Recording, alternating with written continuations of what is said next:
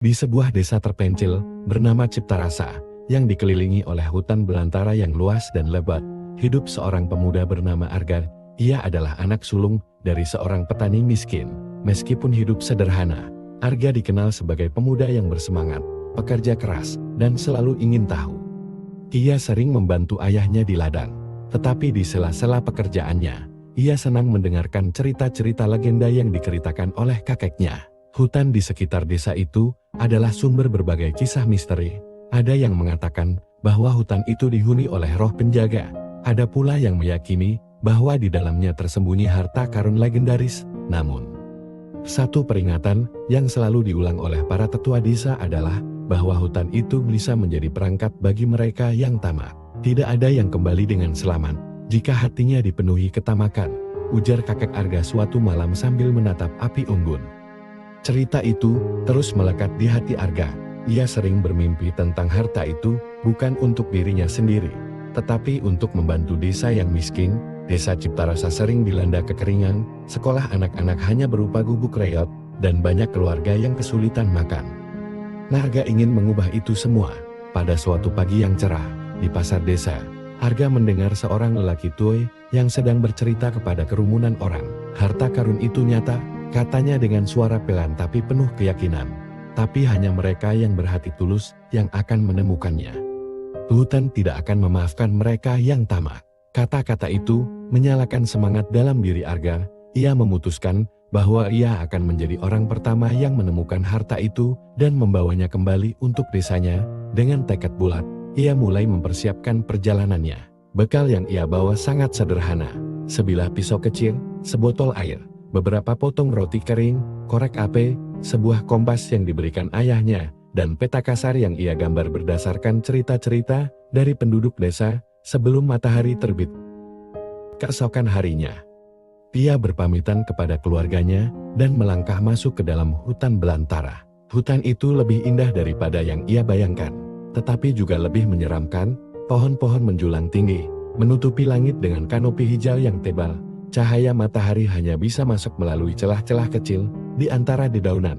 Suara burung, serangga, dan gemerisik daun memenuhi udara. Di hari pertama, perjalanan Arga berjalan lancar. Ia mengikuti peta yang ia buat dan menemukan tanda pertama yang disebutkan dalam cerita, sebuah batu besar dengan ukiran aneh di pinggir sungai kecil. Batu itu nampak tua dan tertutup lumut, tetapi ukirannya masih terlihat jelas. Arga merasa percaya diri bahwa ia berada di jalur yang benar. Namun, di hari kedua, semuanya mulai berubah. Jalur yang ia ikuti menjadi semakin sulit. Tanahnya licin, penuh dengan akar-akar pohon yang menyembul ke permukaan. Beberapa kali ia hampir jatuh, bekal makanannya juga mulai menipis. Pada malam hari, ia memutuskan untuk beristirahat di bawah pohon besar. Ia menyalakan api kecil untuk menghangatkan diri, tapi malam itu, ia tidak bisa tidur nyenyak. Suara-suara dari dalam hutan terdengar lebih keras, suara auman hewan buas, gemerisik di daunan. Bahkan suara seperti langkah kaki yang mendekat lalu menghilang. Di tengah tidurnya yang gelisah, Arga bermimpi. Dalam mimpinya, ia berada di dalam sebuah gua besar yang bercahaya. Di hadapannya berdiri seorang lelaki tua berjubah putih yang menatapnya dengan mata tajam, namun penuh kasih. Arga, kata lelaki itu, perjalananmu tidak akan mudah. Tapi ingatlah ini, ikuti bintang utara, dan kau akan menemukan jalanmu. Jangan biarkan ketamakan menguasai hatimu, atau hutan ini akan menjadi penjaramu. Ketika Arga terbangun, mimpi itu terasa sangat nyata. Ia melihat ke langit dan mencoba mencari bintang utara. Seperti yang dikatakan dalam mimpinya, dengan bantuan kompas, ia mulai berjalan lagi keesokan paginya. Setelah berhari-hari berjalan, melewati medan yang sulit dan penuh bahaya, Arga akhirnya tiba di sebuah tempat yang aneh. Di depannya berdiri sebuah gua besar yang hampir sepenuhnya tersembunyi oleh tanaman rambat. Lubang gua itu memancarkan cahaya samar. Dengan hati-hati, Arga masuk ke dalam gua. Di dalamnya, ia melihat sesuatu yang membuatnya terpaku. Sebuah peti besar yang dihiasi ukiran emas dan permata.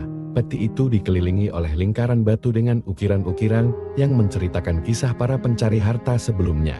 Ketika ia membuka peti itu, matanya terbelalak. Emas, permata, dan barang-barang berharga lainnya memenuhi peti itu, bersinar terang di bawah cahaya yang entah berasal dari mana. Namun, sebelum ia sempat menyentuhnya, sebuah suara bergema di seluruh gua. Harta ini bukan untuk mereka yang tamak. Ambil hanya yang kau butuhkan, atau kau tidak akan pernah keluar dari sini. Arga teringat pesan dalam mimpinya dan peringatan lelaki tua di pasar. Ia menenangkan dirinya dan memutuskan untuk mengambil secukupnya beberapa koin emas dan batu permata kecil. Perjalanan pulang terasa jauh lebih mudah. Jalan yang sebelumnya sulit dilalui kini seolah-olah terbuka dengan sendirinya. Hutan yang tadinya terasa gelap dan menakutkan kini terlihat lebih terang dan damai. Dalam beberapa hari, ia berhasil keluar dari hutan dan kembali ke desanya. Penduduk desa sangat terkejut melihat Arga kembali dengan selamat.